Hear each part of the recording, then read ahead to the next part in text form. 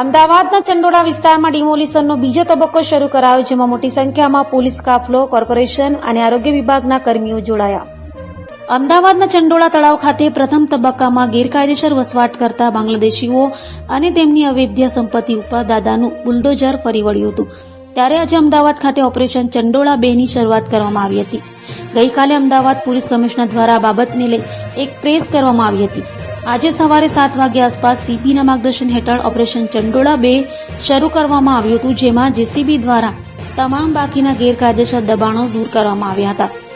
બીજા તબક્કામાં આશરે 2.5 લાખ ચોરસ મીટર બાંધકામ હટાવવામાં આવશે, જેમાં 3 દિવસથી પણ વધુનો સમય લાગી શકે છે. કોઈપણ ઘટના ન બને તે સુરક્ષા હેતુ અમદાવાદ પોલીસ દ્વારા ચુસ્ત બંદોબસ્ત કરવામાં આવ્યો છે, જેમાં શહેર police, SRP, crime branch, SOG, municipal corporation, આરોગ્ય વિભાગ, 108 અને અન્ય એજન્સીઓ સાથે જોડાઈ છે.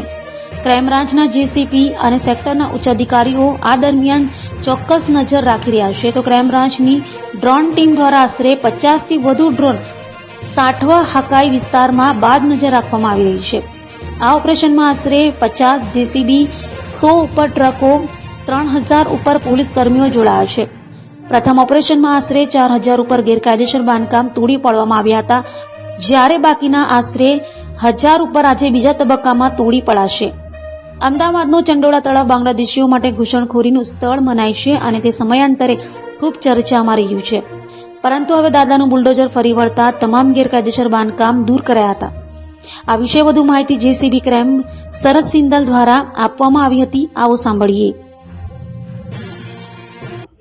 पहले फेज में हमने बांग्लादेशी जो गैर कायदेसर वसाहत करते थे और जिनका गुनाहित इतिहास था, लल्ला बिहारी जो भू माफिया था, उन लोगों को टारगेट किया था.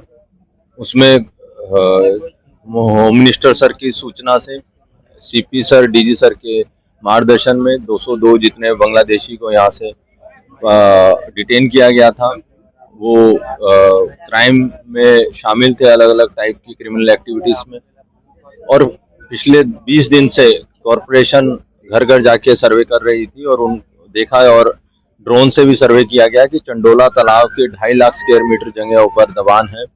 8000 जितने झोपड़े गैर कायदेसर यहाँ बने हुए थे. और कॉरपोरेशन ने एक जाहिरात भी की थी कि जो 2010 से पहले वसाहत कर रहे हैं उनको एक अलग से अल्टरनेटिव अकोमोडेशन दी जाएगी. वो प्रक्रिया अभी चालू भी है. और कल सीपी सर और म्युनिसिपल कमिश्नर सर की यहाँ स्थल मुलाकात हुई और फिर फाइनली सब सीनियर अधिकारी के साथ बैठ के एक प्लान बनाया गया. और उस प्लान के आधार से आज सुबह 6 बजे से कॉरपोरेशन की 50 टीमें कार्यरत हैं. साथ में पुलिस भी है, स्थानिक पुलिस है, एसआरपी है, आम पुलिस फोर्स है, क्राइम ब्रांच है.